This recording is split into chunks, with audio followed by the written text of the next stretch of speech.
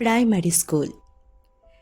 Class 1 থেকে class 4 পর্যন্ত 4 বারই প্রথম স্থান অধিকার করে একটি ছোট্ট মেয়ে। ছোট্টই তো, প্রাইমারি স্কুল যে।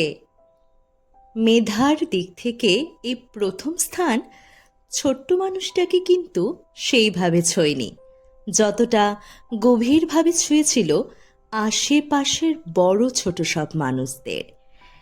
টানা 4 বছর ধরে কি করে সম্ভব? নিশ্চয়ই কিছু ব্যাপার তো আছে। এই কথা যদি ছোট্ট মানুষটা অবধি পৌঁছে যায়, তাহলে বুঝতেই পারছো ততক্ষণে সেই প্রাইমারি স্কুল থেকে পুরো অঞ্চলটাই যেন অবগত। আচ্ছা, এইবার এলো ক্লাস 5-এর ষান্মাসিক পরীক্ষা, মানে হাফ ইয়ারলি এক্সামের রেজাল্ট। এইবার সে ছোট্ট মেয়েটা দ্বিতীয়। চারিদিকের পরিবেশে যেন স্বস্তির নিঃশ্বাস। যাক, আমাদের এই ছোট্ট মেয়েটা নিয়ে সমালোচনায় বলো এবার তাহলে ইনসাফ দিল। ইনসাফ। কিন্তু সম্ভ্রান্ত মানুষদের বোধগম্যই হয়নি তাদের ছেলে মেয়েদের ওই জয় যে আসলে তাদেরই আনন্দ।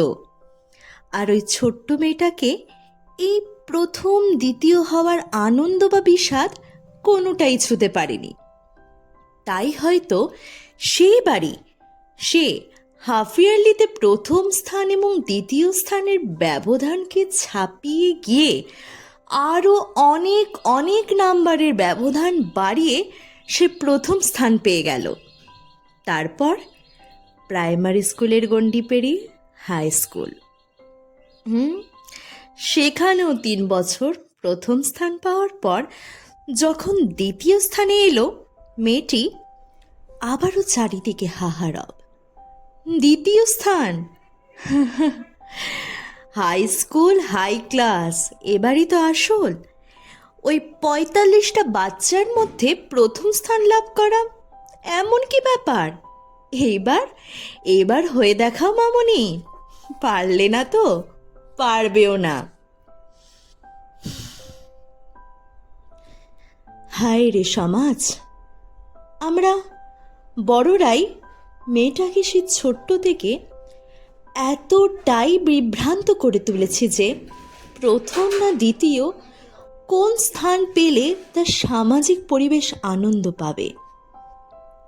আবার কখনো বা বাচ্চাদের মধ্যে থাকা সে ছোট্ট মেয়েটার সাথে আমরা বড়রাই প্রতিযোগিতায় নেমে যাচ্ছি, ভুলেই যাচ্ছি নিজেদের সন্তানকে বাচ্চা নামক গণ্ডিতে রেখেই জ্ঞানবশত ছোট্ট মেয়েটার শৈশব কেড়ে নিয়ে বড় করে তুলেছি নিজেদের স্বার্থেই।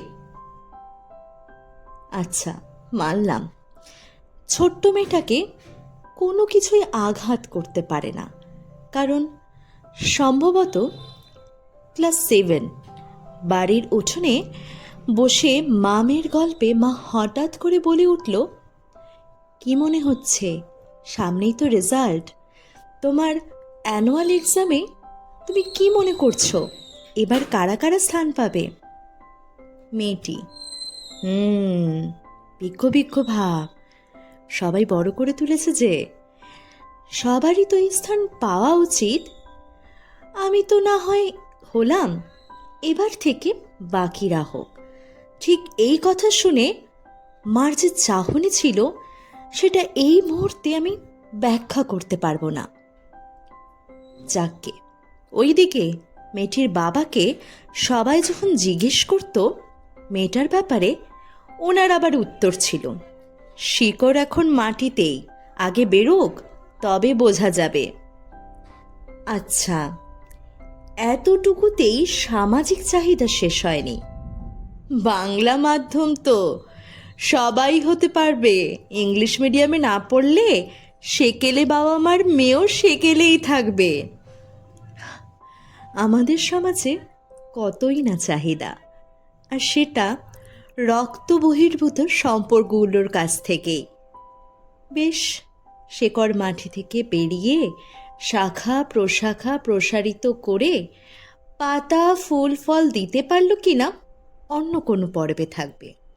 স্পর্শকাতর ছোট ছোট বাচ্চা মনগুলোকে নিজের সন্তানসম ভেবে তাদের মন বিকশিত নাই করতে পারি, তাহলে ছোট্ট মেয়েটির অন্তিম স্থান পেয়ে সমাজেরই জয় জয়কার হওয়া উচিত।